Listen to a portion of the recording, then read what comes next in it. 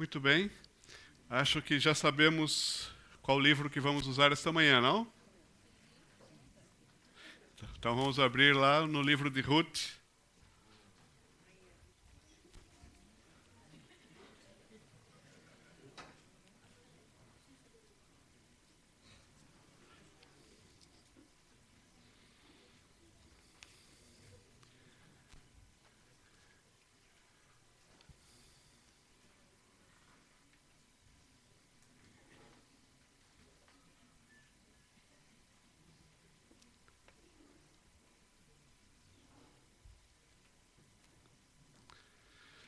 Ruth capítulo 1. Podemos ler?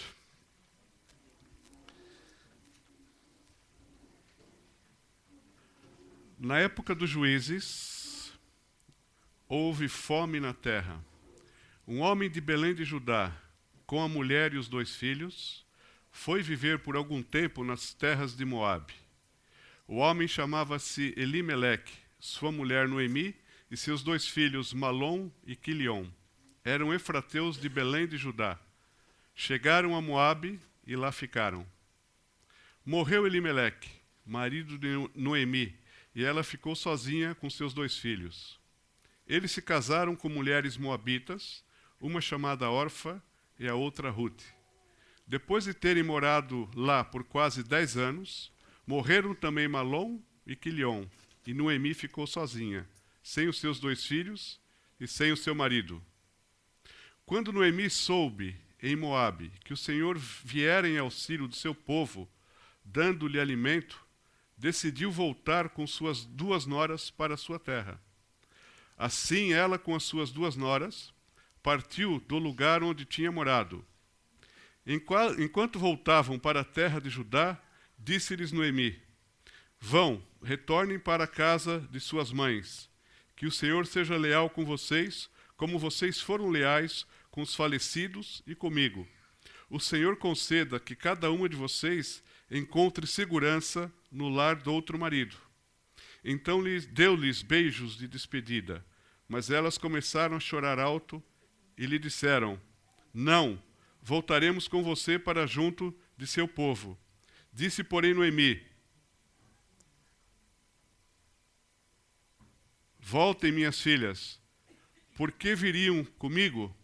Poderiam ainda ter filhos que viessem a ser seus maridos? Voltem, minhas filhas, vão.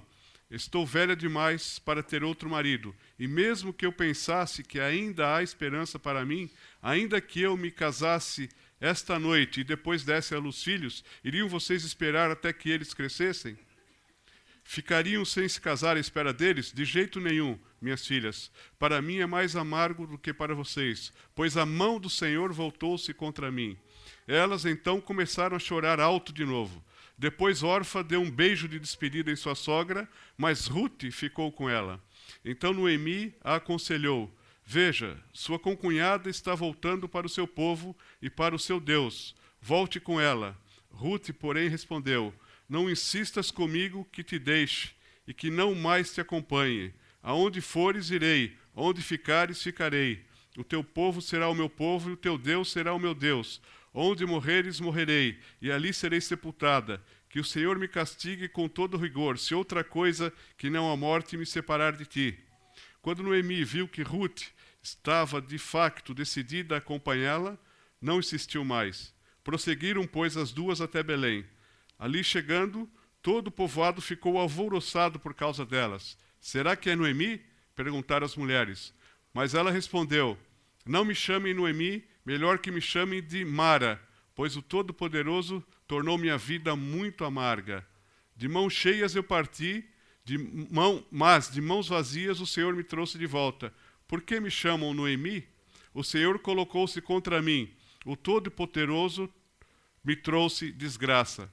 Foi assim que Noemi voltou das terras de Moabe com a sua nora Ruth, a moabita. Elas chegaram a Belém no início da colheita da cevada. Amém. Vamos orar mais uma vez?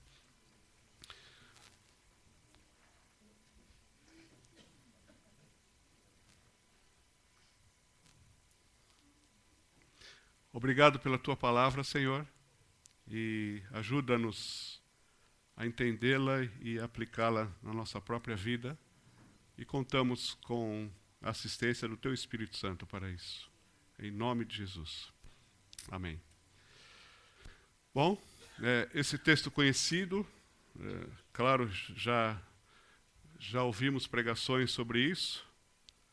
E acontece exatamente como nós lemos no primeiro versículo, na época dos juízes. O livro que estamos a estudar na IBD, na Escola Bíblica Dominical. E diz o texto que havia fome em Belém, na casa do pão, havia fome. E então, eles resolveram emigrar. E alguns colocam isso naquela altura, lá de Juízes capítulo 6, quando os midianitas invadiam Israel e roubavam e destruíam toda a safra, tudo que era comestível, os animais, etc. Então não tinha mesmo o que comer. Então alguns colocam este facto, este episódio de Noemi e Ruth, naquela altura, mais ou menos. Não há certezas disso, mas por causa da fome, dá para se fazer este relato. Então, o livro de Juízes fala de uma forma geral do que acontecia, certo? Da fome, dos problemas, da desobediência. O pessoal clamava, o Senhor levantava um juiz, o povo se voltava para Deus, havia o livramento, depois o povo caía de novo no pecado, no afastamento de Deus, se envolvia com outras práticas pagãs, etc. E esse ciclo se repetia sempre, né? Aí, de novo, Deus levantava um povo para oprimir os desobedientes, o seu povo desobediente, e eles clamavam de novo a Deus. Então, temos estudado isso na Escola Bíblica Dominical, como esse ciclo se repetiu. Mas era o caos lá para o povo. Imagino que era um grande caos. E hoje de manhã alguém disse, foi Arlete, que era um período de trevas na história do povo de Deus, todos esses acontecimentos, um período de trevas. Mas aqui, no livro de Ruth, nós vemos como é que uma família em particular lidou com esse período de trevas. Então aqui, no livro de Juízes, há o aspecto geral, e no livro de Ruth vemos como uma família específica enfrentou a situação, ou as situações que aconteciam naquela altura. Então, esta família, a família de Elimeleque, resolveu emigrar. Não havia comida, e eles, partiram para Moabe. Se a decisão foi certa ou errada, não é esse o objetivo do livro, analisar se a decisão foi certa ou se foi errada. O que aconteceu é que eles, de facto, emigraram por causa da fome. Então, Elimeleque, Noemi, Malom e Quilion saíram para outra terra. Foram para Moabe, uma terra estranha, um povo pagão, que tinha outros deuses, que eram inimigos de Israel, já havia tido guerras no passado, no futuro também aconteceram novas guerras entre o povo de Deus e os moabitas. E então era um território, de certa forma, hostil, não recomendável, mas por causa da fome, para lá eles foram. Saem de Belém, cuja tradução é casa do pão. Saíram de Belém. Só por curiosidade, vocês já sabem, acho que já ouviram isso, mas para recordar, Elimeleque significa que Deus é meu rei, Noemi significa algo como doçura. Os filhos, acho que já havia um problema qualquer aqui com os filhos, porque Malom significa doença, enfermidade, e Quilion significa perda, alguma coisa parecida com isso. Então, a família já saiu certamente por causa dos nomes dados aos filhos, já havia alguma dificuldade na família, mas, claro, o texto também não entra nesse aspecto. E eles ficam mais, no mínimo, 10 anos nesta terra, como nós lemos aqui. Pelo menos 10 anos eles ficaram em Moabe, longe da sua terra e do seu povo. E quando nós olhamos a nossa situação hoje, nós vemos muitos a emigrar de Portugal, né? Muitos a sair também, não por situações tão adversas quanto aquelas, mas também por problemas e dificuldades. Então, tem muita gente a sair de Portugal. Outro dia saiu uma estatística aí que nos últimos 10 anos, Portugal perdeu 2 milhões de pessoas. Eu acho que é muita gente, talvez seja um pouco menos, mas foi o que saiu publicado. E isso estamos a falar na generalidade. Agora, cada família que sai é uma história, né? E nós conhecemos algumas. Cada família que sai tem uma história. Fizeram a decisão certa ou errada?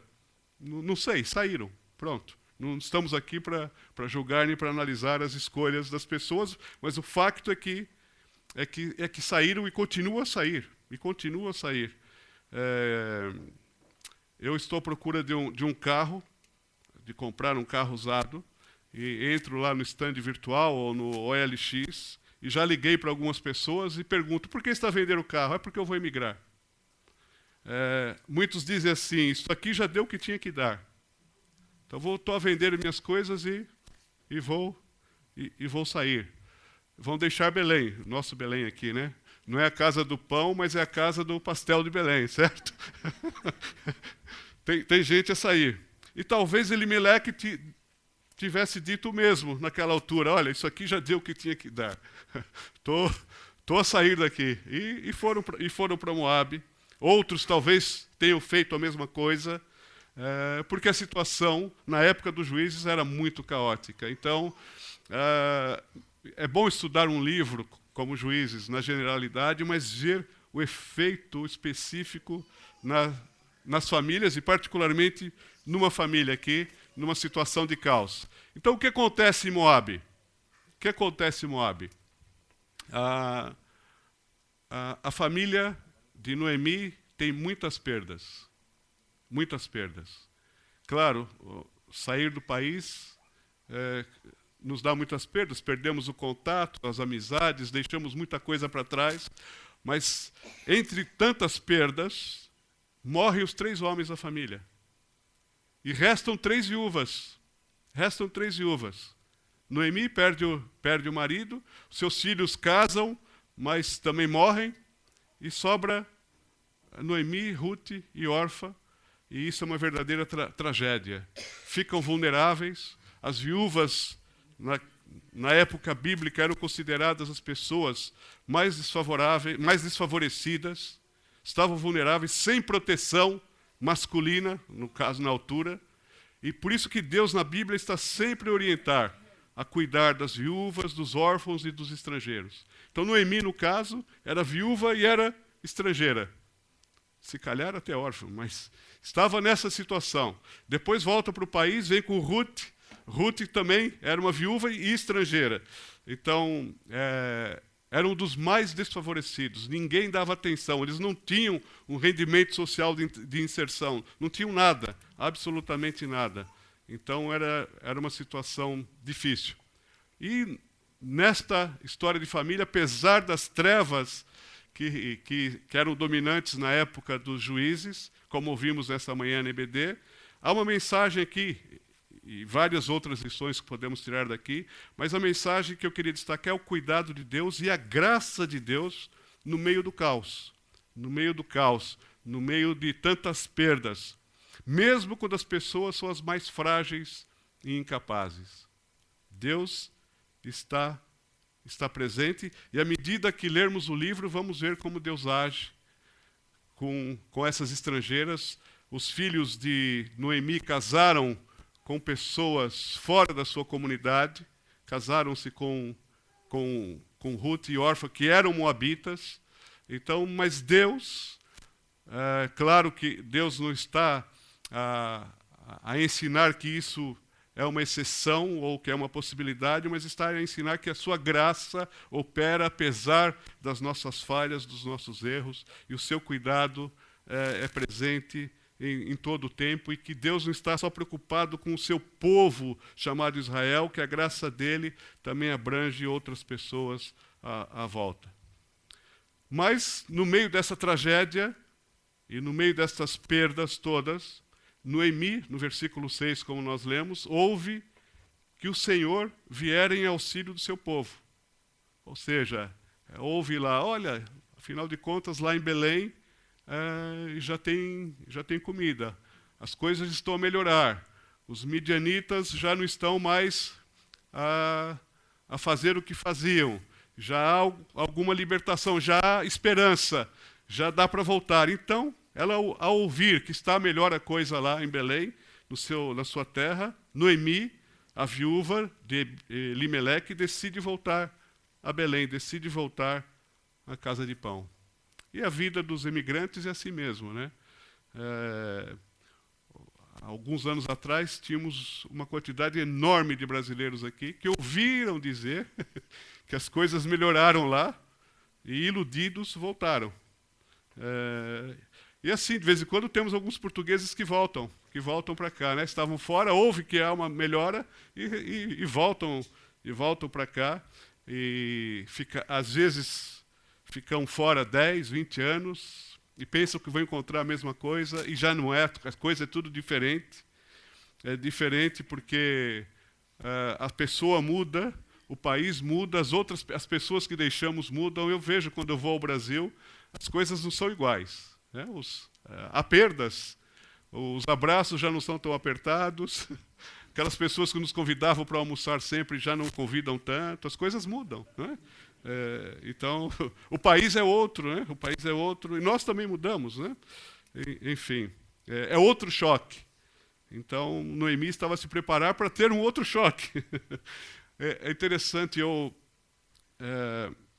esta vida com estilo nômade, que se move para lá e para cá, não é fácil. E muitos aqui sabem disso, já experimentaram isso ou experimentam isso. É uma experiência rica, que enriquece muito, mas não é fácil. E eu tive a oportunidade de conversar em várias ocasiões com alguns retornados que vieram de África, especialmente de Angola, e vieram para Portugal porque as circunstâncias exigiram, mas há um lamento constante. Todos os retornados que eu falei, repetidas vezes, há um lamento. Lá que era bom. Nós perdemos tudo lá. Tá? Lamentar as perdas. Nós perdemos tudo. Tinha tudo lá. Tinha um casarão, tinha não sei o quê. Perdemos. E não lidam com isso. As perdas estão lá. E alguns que eu tinha contato lá em Sesimbra, eles sempre chegávamos para uma conversa, para uma reunião, para um jantar, para um almoço, de repente entrava o lamento. Lá que era bom. Perdemos tudo. A perda estava sempre presente. E eu ouvi outro dia o caso de um missionário que ficou, não sei se 40 anos, ou até mais que isso, no campo missionário, e se sujeitou a todas as perdas inerentes a essa decisão, a essa escolha, e chega perto da reforma e ele vai voltar para casa, o casal vai voltar para casa, para o seu país de origem. Eu não lembro se eram americanos ou eram ingleses, mas ok, iam voltar para casa. E eles esperavam ser bem recebidos, esperavam uma festa, esperavam um cuidado especial. E quando retornam, 40, sei lá quantos anos depois, não tinha ninguém no aeroporto nem para recebê-los. A igreja que os enviou já não era mais a mesma. As pessoas mudaram, ninguém conhecia aqui muito bem, não tinha afinidade, sabiam quem era, claro, era um missionário da igreja, mas já não tinham mais relacionamentos. E esse homem, esse missionário, ficou muito, muito furioso com isso. Ele ficou revoltado, amargurado, como Noemi aqui, ficou amarga, nós já vamos voltar para ela. E ele então começou a reclamar com a esposa, né? Porque eles tinham uma casinha lá, que estava um pouco abandonada, ninguém cuidou da casa, ninguém preparou uma refeição, ninguém limpou a casa, eles tiveram que se virar sozinhos, eles não tinham parentes naquela região.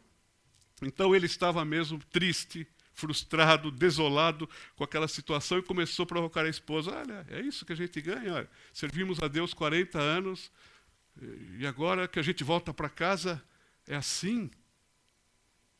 Eu esperava um pouquinho mais de consideração, de respeito, de qualquer coisa, né? E ele então começa a reclamar com a esposa e fala, fala com o seu Deus. Nossa tendência, assim como Noemi, é culpar a Deus, né? Fala com o seu Deus, olha o que ele fez conosco. Fala com ele, é isso? Assim que nós voltamos para casa? Passaram-se algumas horas, ele volta para a esposa. Então, já falou com seu Deus aí? Já reclamou com ele sobre essa situação? Ela falou, já falei sim, já falei. Então, o que ele disse? Ele disse que nós não estamos em casa ainda. Ainda não estamos em casa. Essa é uma verdade. Noemi decide voltar. Decide voltar. As noras acompanham até a fronteira. Era um hábito, elas se davam bem, eram boas maneiras acompanhar até a fronteira, trocam beijos, etc. Ou seja, elas tinham um bom relacionamento. Mas quando chega na fronteira, Noemi fala para elas voltarem. Não, fiquem aí com o Deus de vocês, com a família de vocês. Não tenho nada para oferecer para vocês, nem tenho outros filhos para casar com vocês. E era esse o costume, quando morria o marido, se ele tivesse um irmão, o irmão iria casar para garantir a posteridade, para dar filhos, e que era muito importante, como nós ouvimos na escola dominical hoje. Tinha que ter filhos, né? Era fundamental. E Noemi diz, eu não tenho nada para oferecer para vocês, não tenho outros filhos, ainda que venham a nascer outros filhos, vocês não vão esperar que eles cresçam, certo?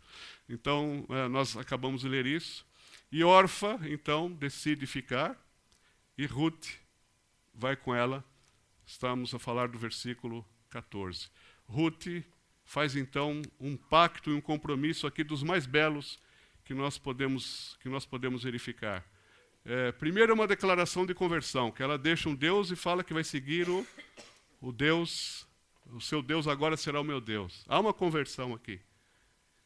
Noemi e sua família, de alguma maneira, mostrou a Moabita que existia um outro Deus, que era o Deus verdadeiro, certo?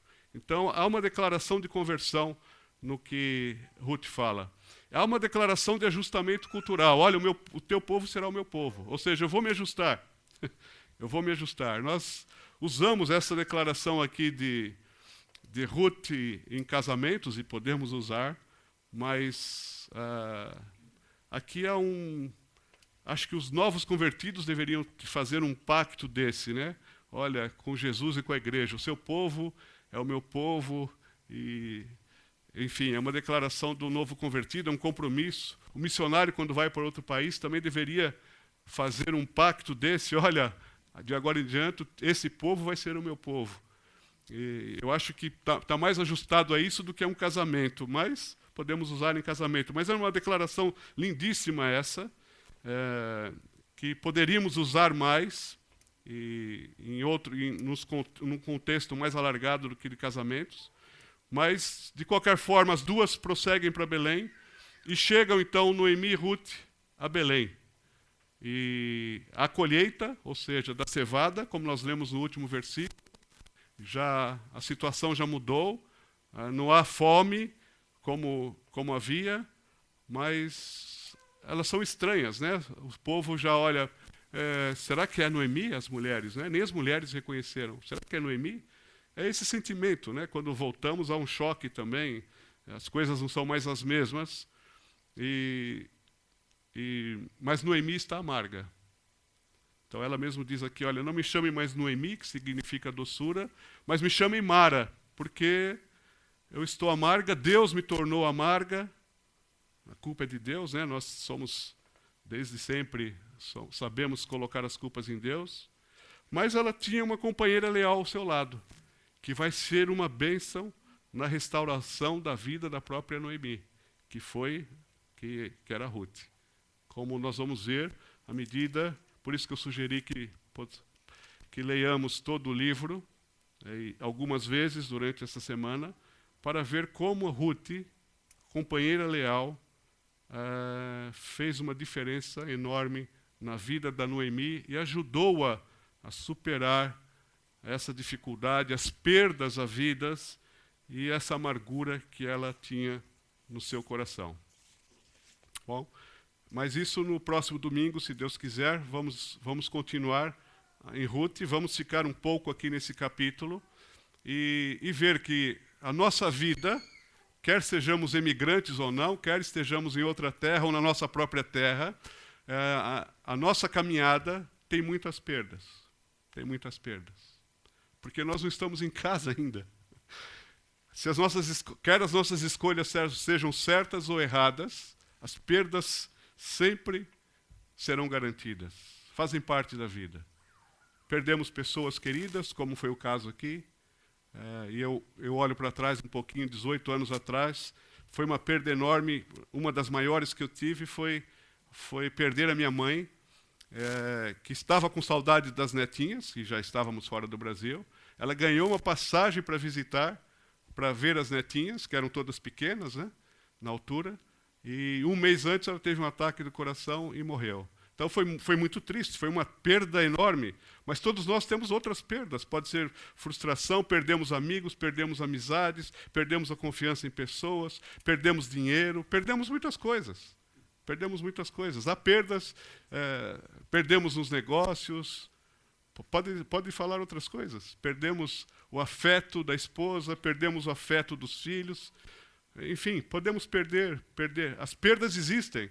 Elas vão acontecer porque não estamos em casa ainda.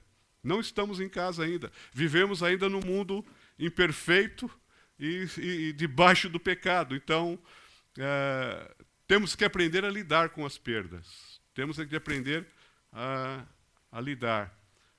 E como é que lidamos com as perdas? Ainda, se calhar, a amargura no coração, a revolta, a frustração. Isso é normal, mas por quanto tempo? A vida toda? Tem um luto que é normal das perdas, certo? Aquelas fases do luto que nós sabemos, mas isso dura um período, não dura a vida inteira. E às vezes temos ressentimentos com aqueles retornados. A vida inteira falar das perdas de Angola.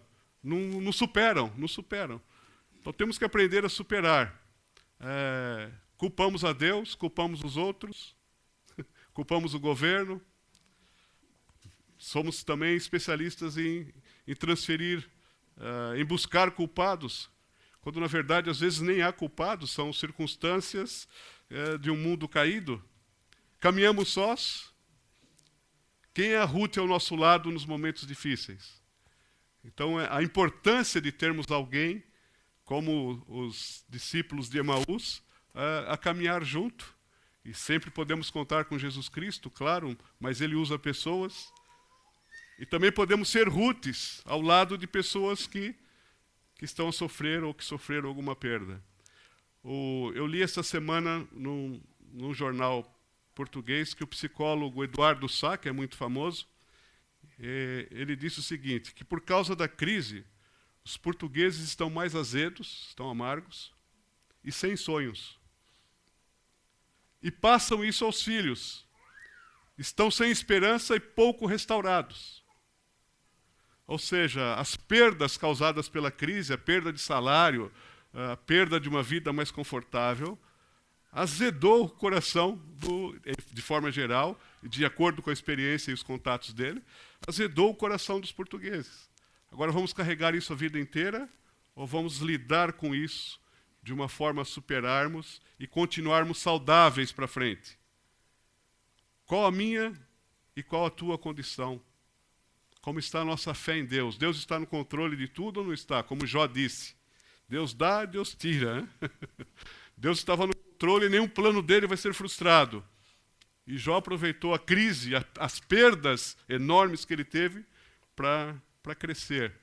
Tanto é que no final ele disse, eu te ouvia, a Deus, né? Só de ouvir falar, mas agora os meus olhos te veem. Então, as perdas, as crises servem para fazer com que a gente cresça também, certo? Pessoalmente e no conhecimento de Deus. Mas temos que saber lidar com as perdas e não carregar a amargura para o resto da vida. Precisamos de alguém ao nosso lado. E eu gostaria de chamar aqui duas pessoas para darem testemunhos de como viveram perdas